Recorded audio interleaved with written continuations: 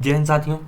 आज yellow book का तीसरी क्लास है जिसमें आज हम वैदिक सभ्यता, ऋग्वैदिक काल तथा उत्तर वैदिक काल के बारे में पढ़ेंगे। शुरू करते हैं। पहला टॉपिक वैदिक सभ्यता, ऋग्वैदिक काल, उत्तर वैदिक काल।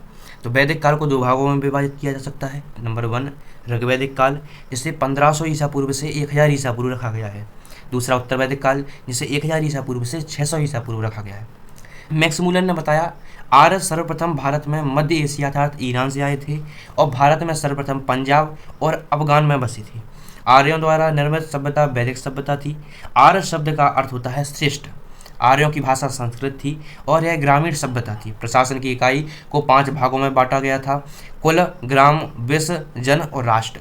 ग्राम के मुखिया को ग्रामणी कहते थे, विश्व का प्रधान विश्वपति कहलाता था तथा जन के शासक को राजन कहते थे।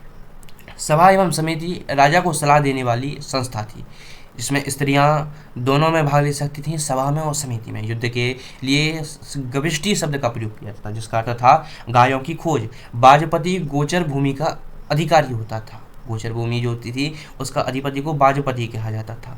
उग्र अपराधियों को पकड़ने इसका कार्य रहता था। ऋग्वैदिक समाज को व्यवसाय के आधार पर 4 वर्णों में बांटा गया था। बहुत इंपॉर्टेंट है, व्यवसाय के आधार पर 4 वर्णों में बांटा गया था। पहला ब्राह्मण, दूसरा क्षत्रिय, वैश्य, शूद्र।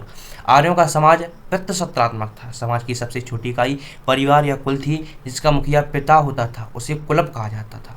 आर्यों का समाज पितृसत्तात्मक था और हमने कल पढ़ा था कि जो हड़प्पा सभ्यता थी वो मातृ सत्तात्मक थी। स्त्रियां इस काल में अपने पति के साथ यज्ञ कार्य में भाग लेती थीं। बाल विवाह तथा पर्दा प्रथा का प्रचलन यहाँ पर नहीं था। विधवा अपने मृत पति के छोटे भाई से विवाह कर सकती थी। जीवन भर अविवाहित रहने वाली महिलाओं को अमाजू कहा जाता था। आर्यों का प्रिय पेय पदार्थ सोमरस था। यह वनस्पति से बना जाता था। उपनिषदों की संख्या 108 थी। आर्यों का मुख्य व्यवसाय पशुपालन तथा कृषि था। तंबाकू का ज्ञान वैदिक काल के लोगों को नहीं था। आर्यों का प्रिय पशु घोड़ा था तथा प्रिय देवता इंद्र थे। ऊनी कपड़ों के सामूल्य तथा पेशक कड़े हुए कपड़ों को कहते थे। ऊनी जो कपड़े होते हैं जो कड़े हुए होते थे उनको सामूल और पेशक कहते थे। आर्य द्वारा खोजी गई धातु लोहा थी, जिसे श्याम आयस कहते थे तथा तांबे को लोहित आयस कहते थे। गाय की हत्या करने वालों को मृत्युदंड या फिर देश से निकाल देने का प्रावधान था। ऋग्वेद में उल्लेखनीय सभी नदियों में सरस्वती नदी को सबसे महत्वपूर्ण तथा पवित्र माना गया था। ऋग्वेद में गंगा नदी का उल्लेख 1 बार, यमुना नदी का उल्लेख 3 बार तथा सिंधु नदी का उल्लेख सबसे अधिक बार मिलता है। उत्तर वैदिक काल तो ये 1000 ईसा पूर्व से 600 ईसा पूर्व चला था। उत्तर वैदिक काल में इंद्र के स्थान पर प्रजापति देवता सबसे प्रिय हो गए थे। उत्तर वैदिक काल में वर्ण व्यवस्था जन्म के आधार पर तय होने लगी। उत्तर वैदिक काल में हल को सिरा तथा हल रेखा को सीता कहते थे। सत्यमेव जयते मुंड को उपनिषद से लिया गया है। उत्तर वैदिक काल में कौशाम्बी नगर में पहली बार पक्की ईंटों का प्रयोग किया गया था। महाकाव्य 2 हैं। नंबर 1 महाभारत, दूसरा रामायण, जबकि संस्कृत में 8 महाकाव्य माने गए हैं। महाभारत का पुराना नाम जय संहिता है। महाभारत विश्व का सबसे बड़ा महाकाव्य है।